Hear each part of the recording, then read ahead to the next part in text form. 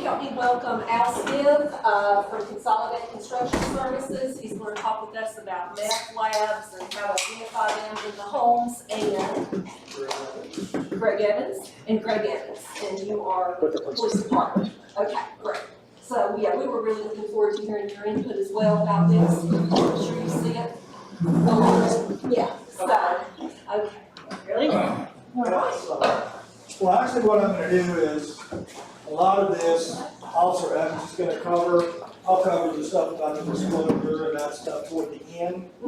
Officer Evans does this quite a bit. We've done several of these presentations throughout the city of Blacksburg, and it's becoming more and more of a problem here. So, especially when you're leasing and when you're selling homes, the laws have changed. We show a lot of Colorado law up here because Colorado and Washington are the two most stringent. But then we do show the disclosure statements up here. So with that being said, I'm going to let Officer Evans take over and talk a little bit about it. We'll just go through. Over to your left there, I gave, she said there would be about 25. Please take one of those, and I put our brochures up to the side. You can take one of those, but that's going to pretty much be everything we were talking about today. All right, thank you, Mr. Smith. Like I said, meth labs here in town, they're in your backyard, whether you realize it or not.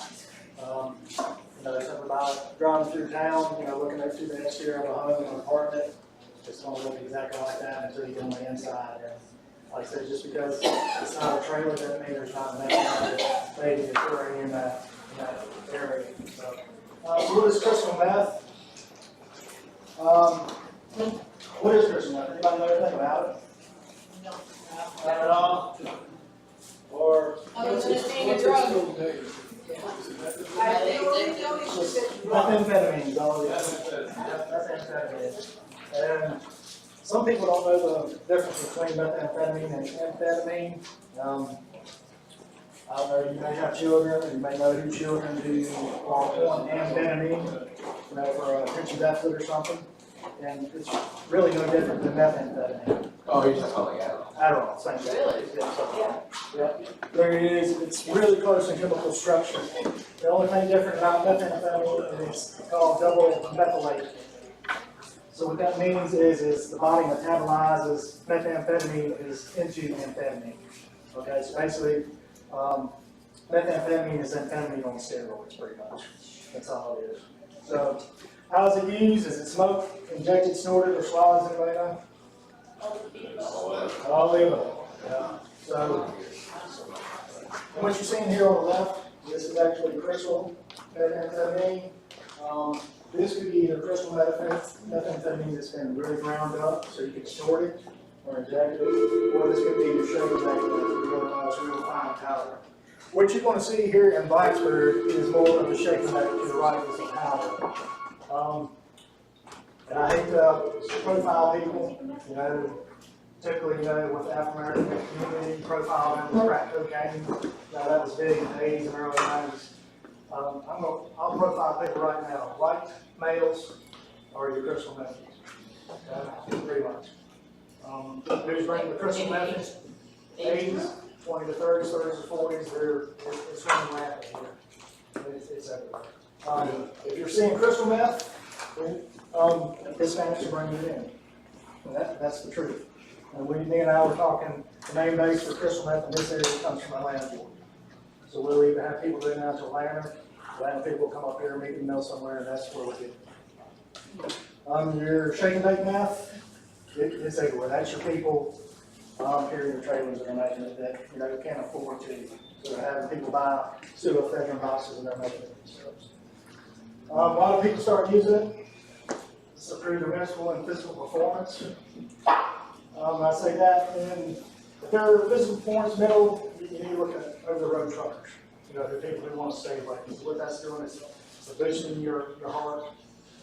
It's just making you energized. I talked to one informant that I have. He stayed up for 3 days off the crystal meth. So, he's not an over-the-road trucker. He's a drug addict. So alert, weight loss. Amphetamine was it started back in the early days as for weight loss. Amphetamine, the government used it or the chemical companies manufacture it for weight. And that's off the market now, that's, yeah, What's that? the weight loss pill, wasn't there weight loss pills that had Probably it? with ephedrine in it. Oh, ephedrine, sorry. Back in the day, if you ever heard of, originally, have you ever heard of crank?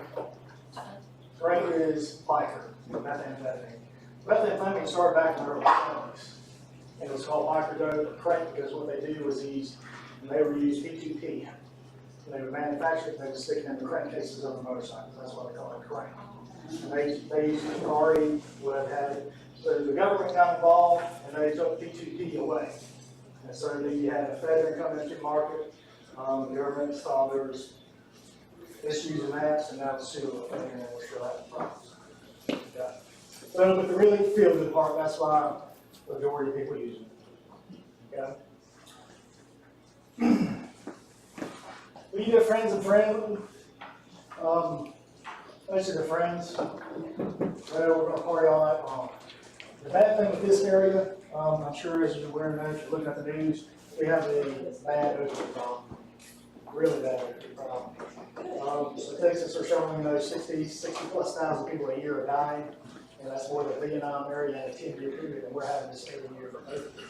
So what our opiate people are doing in town and all over the county is they're taking heroin, morphine, and opiates.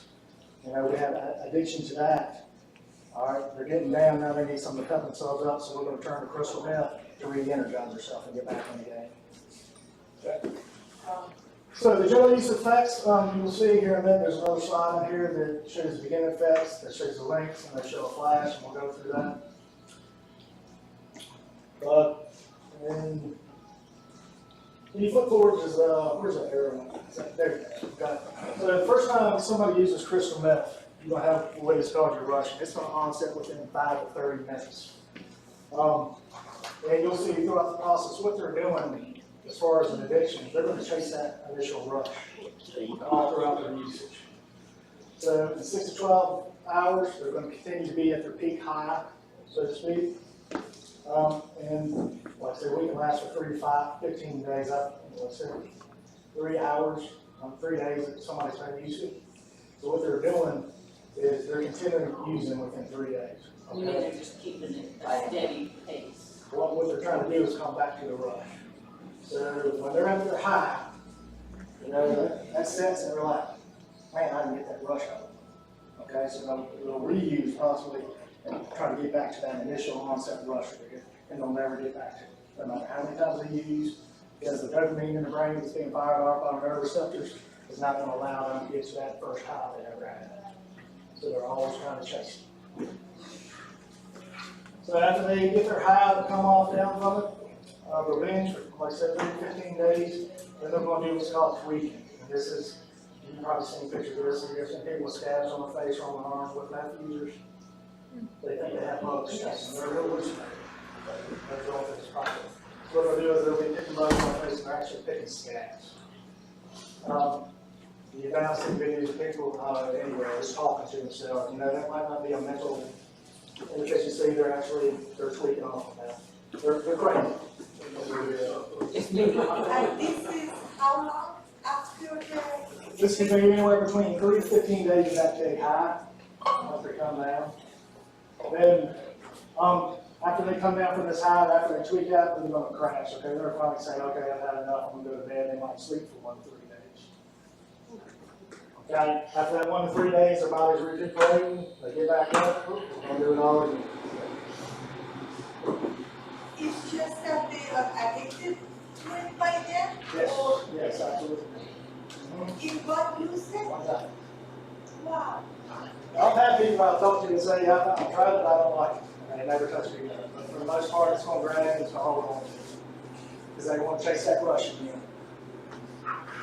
Short-term effects, obviously pleasure, confidence, absolutely. They make people feel sexy. If you've seen videos, like I said, people with these pet bugs all over the face that they've been picking with the black teeth, yeah, they feel sexy. It's actually an enamel off the teeth when they smoke it. So once that enamel's gone, just it takes so many And they days. don't brush their teeth or anything. No, I care about that either, but the animals don't do it. Obviously, they feel joy after all the pleasures, all the dopamine kind of wears off, now we're getting the irritability states, aggression, they won't fight. They get their own power swing also, they think they're the man, the female, we have a lot of females also. And then, the crash, the 3-day setting comes in, so then we sleep. And the officers have told us in the past, you can see a guy that's 5'3", 130 pounds, and if they're on this, it'll take 3 or 4 officers to take them. That's how much strength and power they have. Short-term effects on increased wakefulness, obviously that 3-day hit. The breathing and heart rate goes up. They have an increased appetite, like I said, if you see a picture of them, their faces won't stay in, they lose body weight. That's because I'm staying up 3 days and all I'm worried about is that high. I'm not worried about eating or doing anything else, I want to chase the high. That's all we're doing. You'll see them with driving slide around them now. Infection. Sweating goes on, they overheat. They can go into tremors and convulsions. And remember I said back earlier, I said it's actually made for weight loss and actually stimulates, and that's what amphetamines are, is a stimulant to the brain. It actually creates long-term depression out there. It's kind of like an oxymoron. Overdose, tolerances, and addictions. I have not yet seen an overdose on methamphetamine in this area. Typically, that's what the opioid people. You can have it. The bad thing with methamphetamine around here is you don't know what you're getting. Unless it's a shaking back thing where you know somebody's actually making meth. What we're getting is fentanyl. We can maybe cover that and maybe just touch on it briefly after. But fentanyl is becoming a huge problem around here. That's nationwide, isn't it? Yes. Yeah, I don't want to kill you. But yes, it's a synthetic. It's a super, Yeah, exactly. it's used for anesthesia and medicine. Yeah. Matter of fact, it's used as anesthesia, and paraffin was used as anesthesia in elephants, or in, trying to get veterinary clinics, I'm sorry, I'm not out of mind also. So in large animals, that's what they use it for. Yes, Yes. yes. The problem we're having with this fentanyl is it's coming from China in huge bulk quantities.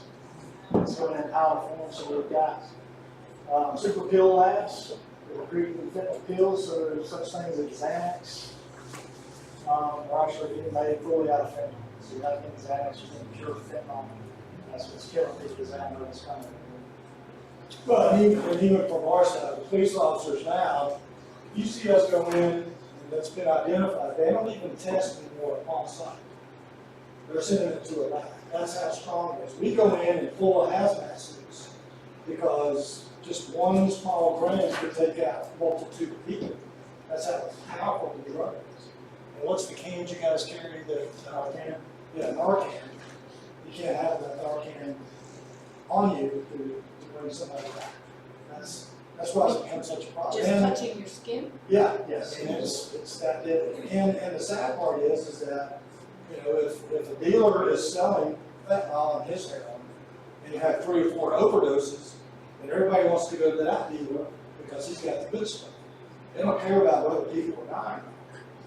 And so that's why we take such precautions when it comes to a drug like that.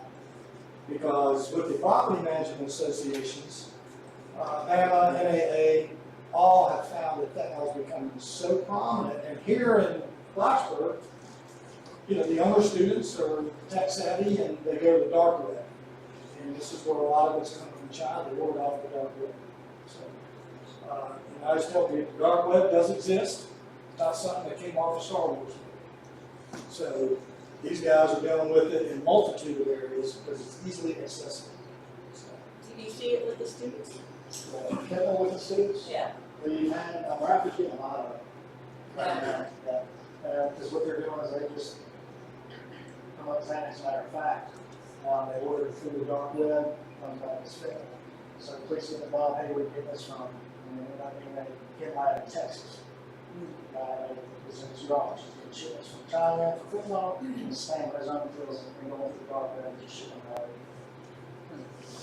But meth is more of a speed, so fentanyl, what does it do? Does it just an anesthesia? What's the effect? Just drowsy, it's just complete, total other opposite of methamphetamine. And they're mixing it with heroin too, Yeah. other drugs, because it makes it more pain. So, And just to show you how pumping it is, on weed, I have a slideshow, it's got a penny, then it's got some crystals of fentanyl in it. If you can sit them inside of your hands here, it's a liquid. You know how, not meaning to interrupt, but you know how like at Walmart and grocery stores, at Kroger and stuff, they have the little, wipes to wipe your carts with? I read just recently that not only should you be doing that because of germs, but because of fentanyl. Because if it's on their hands, they touch that cart. If you're gonna touch it, your kid might be riding in the front, or, you might touch the cart, touch your baby or your face, That's what I was gonna tell y'all with, I'm sure that Mr. Smith has their reading monitor with the company, I'm sure, especially on the methamphetamine side of it, where people are manufacturing these empty apartments, we found apartments for rent, where people are just struggling making drugs in. So once they vacate, all this stuff that's being created, hydrogen chloride gas, all this other stuff, that's heavier than air, so it's sinking, down towards the carpet. You walk in this place, you're kicking it out. So if you have kids, you're taking that stuff out of your kids. So dangers, there's so many gases involved with methylene cooks, that might be a picture eye if they're there. So, yeah, so what you're getting is, there was a show on television there for a long time, that the professor who became a methamphetamine. Breaking Bad. Yeah, Breaking Bad, that's it. So you begin to see how that homemade chemist that are out there. So, yeah, and where do you live? Allentown, over here. Yeah, so we kind of touch on that. So what our brain does is when we're getting that meth within that 5 to 30-minute range, we're getting that rush. Our neuroreceptors are firing off dopamine. And we're saying, oh, I like this, man, this is great. So what is happening over time is they get that initial high that they'll never get back to, which they're trying to repeat, trying to get that initial high all the time. What the brain will do, there's neuroreceptors that say, I don't like this after a while. And they're going to shut down certain receptors and not send so much dopamine. So that's why we're always, in methods, they're always trying to get back. But the brain is actually shutting itself down to keep from that happening.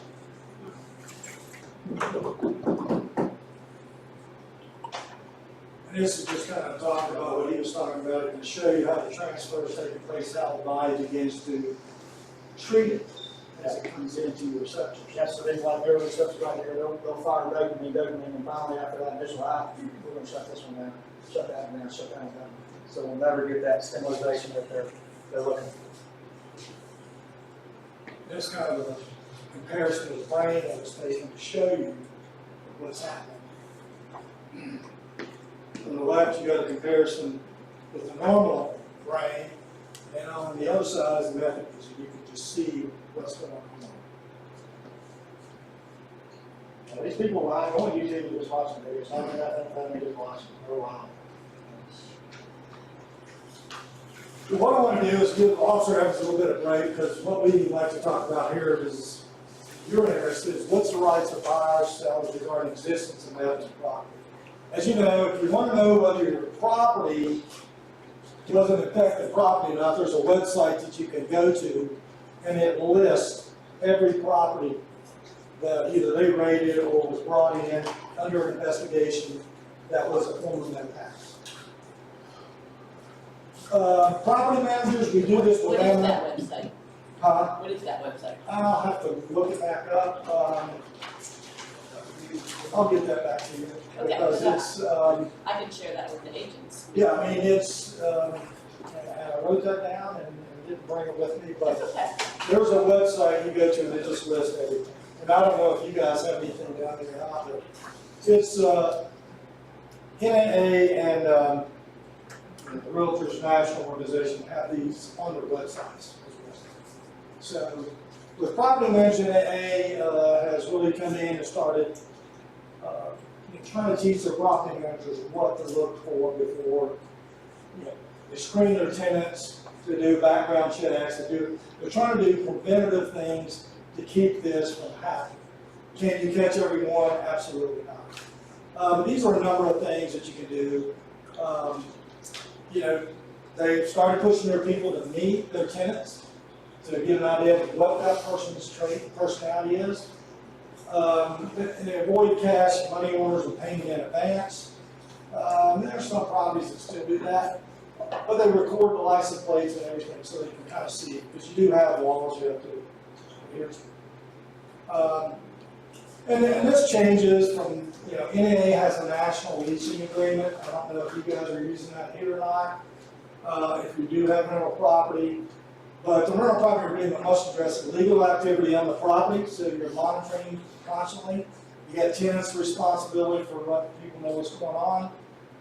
Unannounced inspections of property, and believe you me, these guys have, what they will tell their maintenance staff to do is don't touch. You can take photographs, and then you can turn that over to the police officers, and then if they can get obtain a warrant, you come in and actually make an arrest or do an investigation. After rain, visit the property often, and I know the Drug Falk and HHIQ these have set their own guidelines, not just based on what NAA or RBAR says. They've already created their own. But they're asking, a lot of these here in Blacksburg are renting houses, not just property. People will move into a house long before they'll move into an apartment. And those are the ones where we see most of this taking place.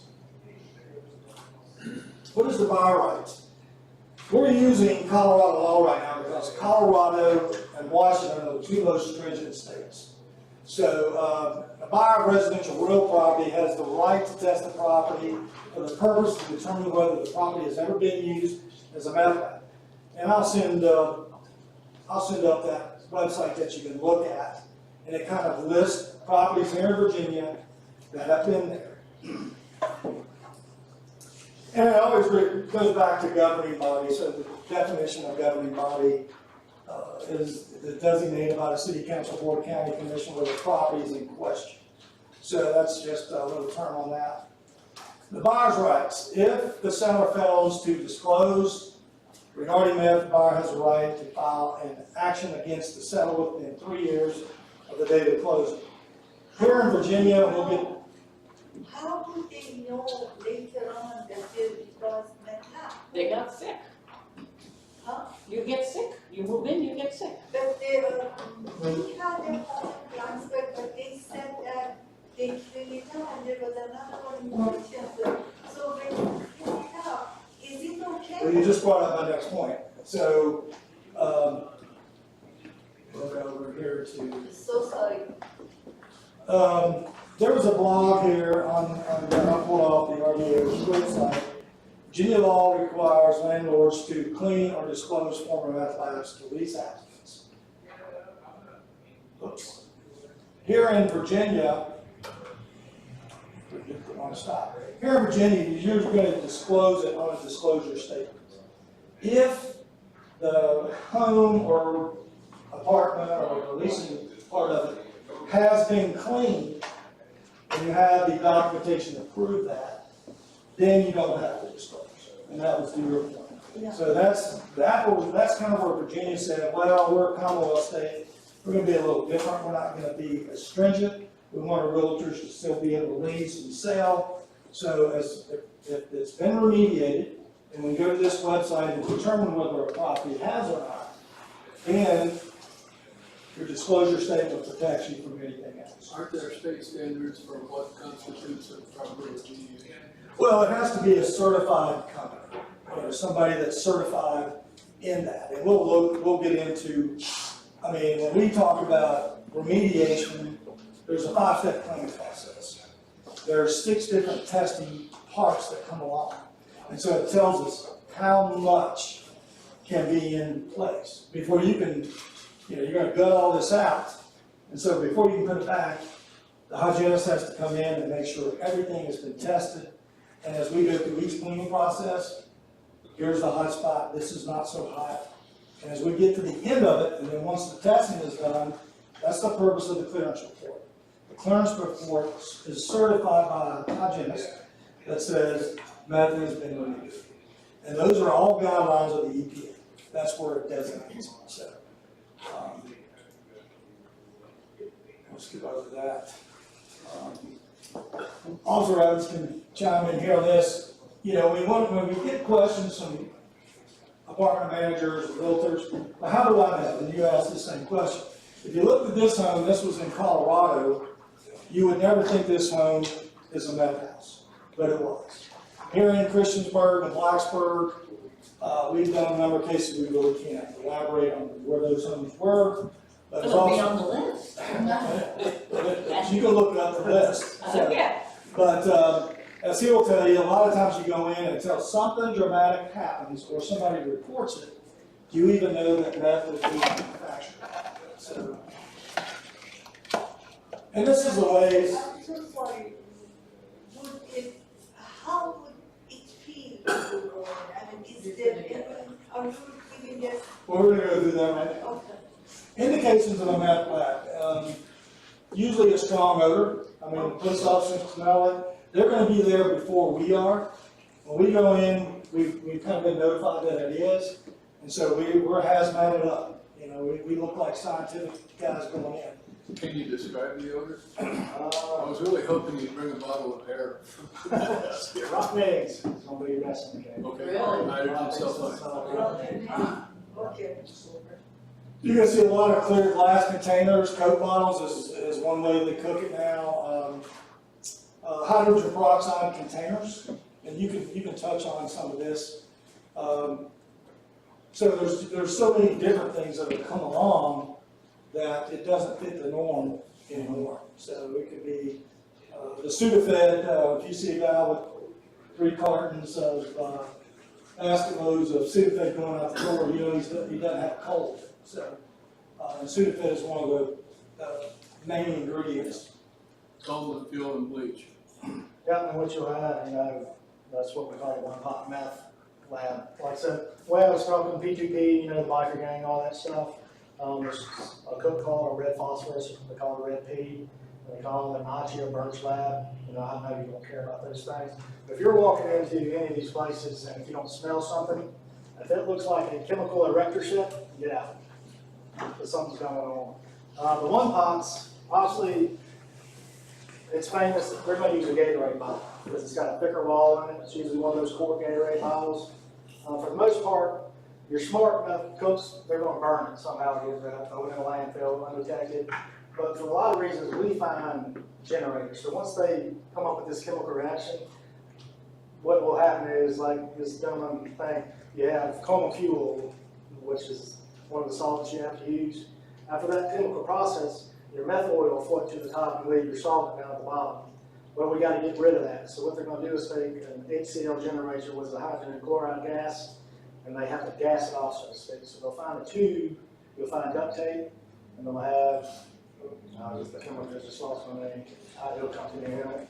Well, they're taking another gas and they'll run it through a tube down into this solution they've got, and it'll actually turn into a solid, and it'll fall down to the bottom. That's when they'll strain it off and dry it out. We find a ton of Coke bottles, just regular soda bottles that have these tubes running with duct tape.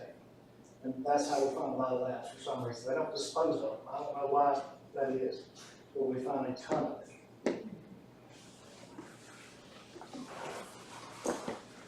Well, we're always asked, can anybody do this? Well, the EPA guidelines, and this manual is about 680 pages. So what we have to do is be certified through the EPA to do that. And currently here in Blacksburg and Montgomery County, there's only 2 companies that do this, which is Serpro and ourselves.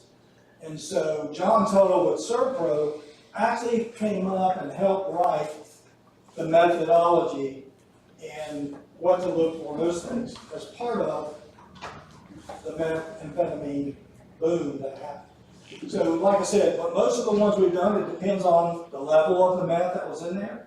So, but there's still a 5-step cleaning process. The EPA, you have to be certified, which means you go, you guys love CE credits, try some of these credits. You have to constantly go back for testing every 2 years.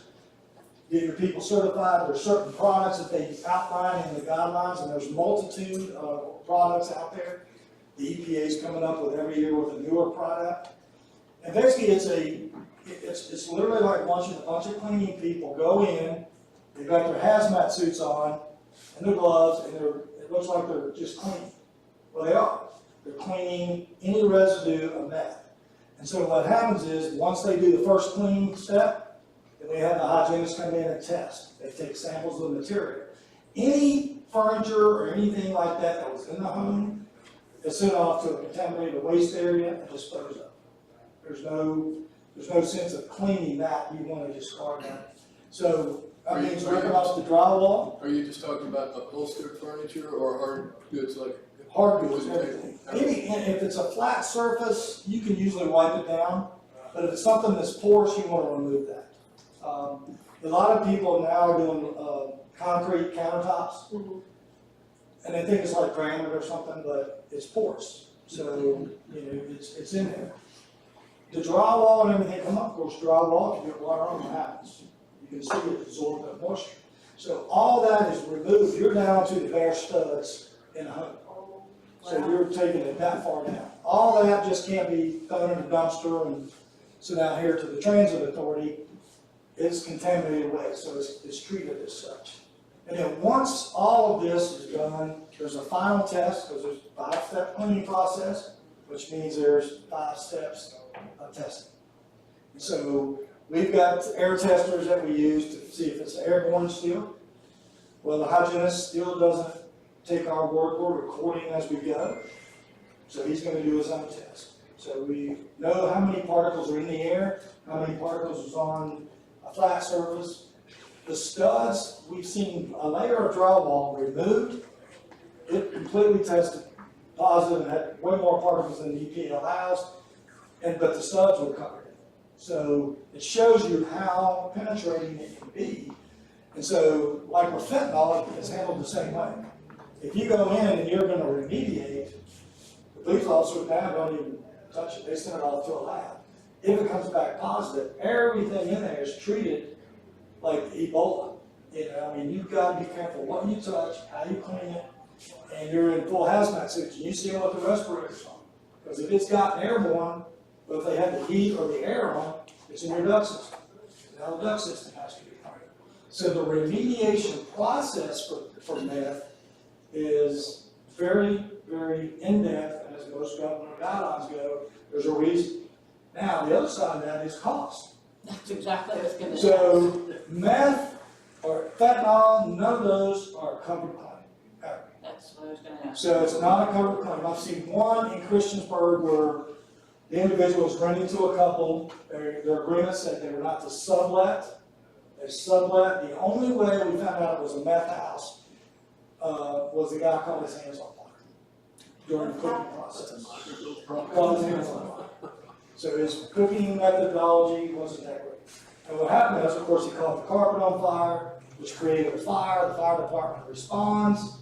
They see what's in there. They call police officers.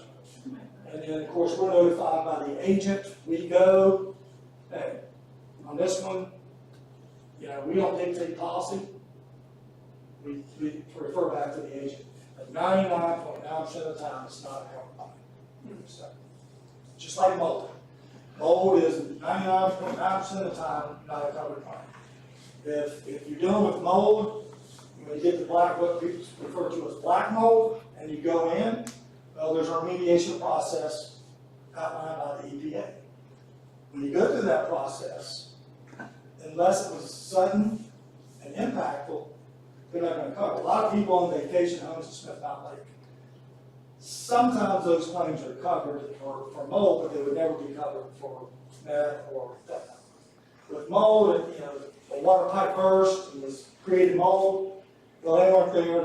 They didn't know they had a loss. So insurance companies will cover that. But I've only seen one in 20 years that was covered. So they are not covered claims. So they're very costly. And if you're identified property as the one that was, thank goodness the Virginia law stepped in as well. We're really going all over the place with this. Each state has their own guidelines. So here in the state of Virginia, we're gonna have a disclosure statement. That disclosure statement says it takes care and protects the broker and the fund. So, if, there's not gonna be a lot of people that come in and, hey, was this a meth house? I've never seen or talked to any realtors that had that happen.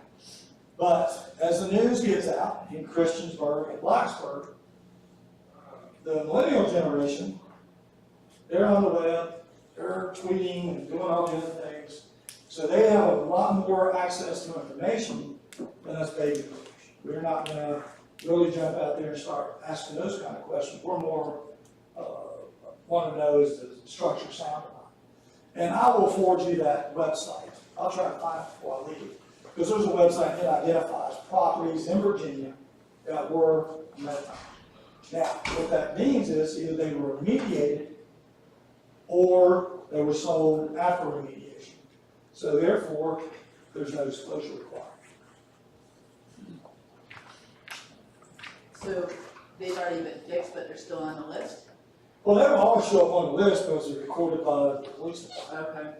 So the DEA has a website that's part of this process, and it shows properties affected or that were rated and identified as a former meth house. Doesn't mean they still are, obviously, but there's identification.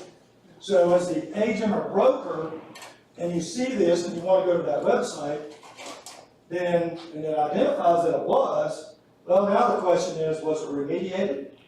Or was the former owner disclosed, and the former agent and the listing agent disclosed it before you get ready to sell it? So, and that's the key process.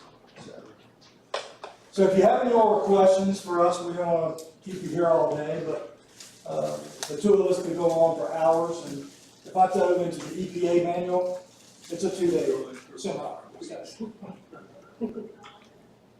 So if I go to a house, we go to do a listing presentation, and I get scared, do I just call the police and say, hey, I think? Don't do what another agency did literally last week. They went in and showed us, and then, it wasn't methamphetamine, but it was either heroin or it was cocaine. They showed the guy, matter of fact, this guy was living in there.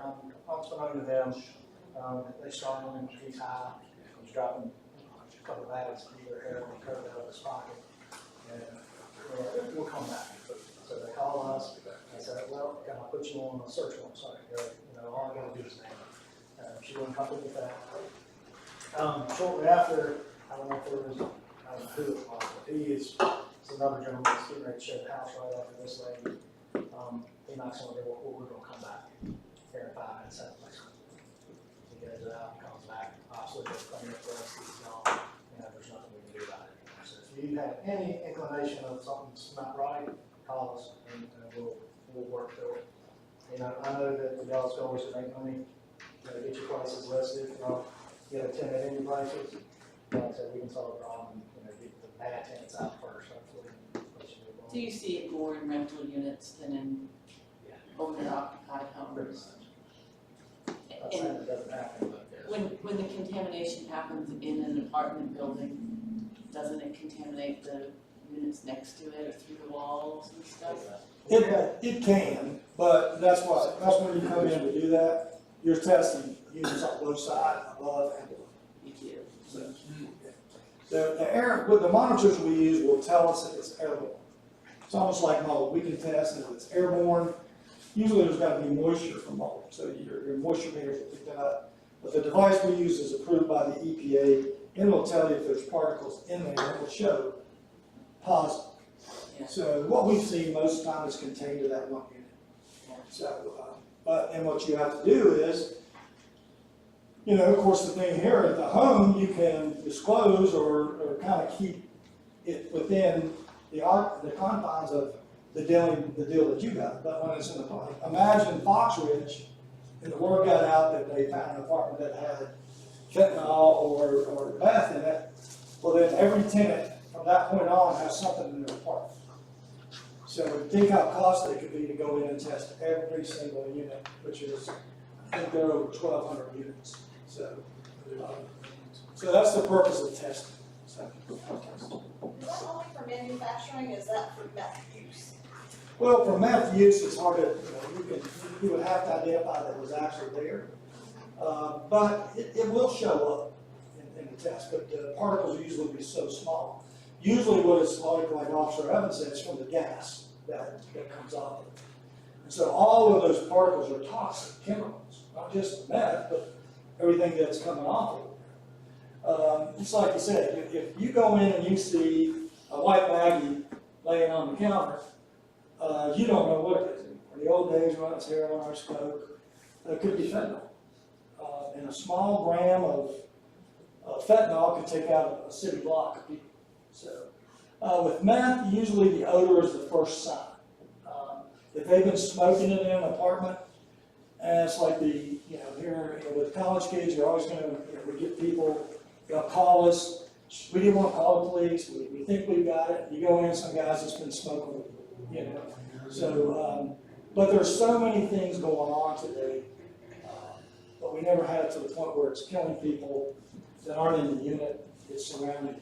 So it's almost like when you saw Donald Trump's family get a white baggie in the mail.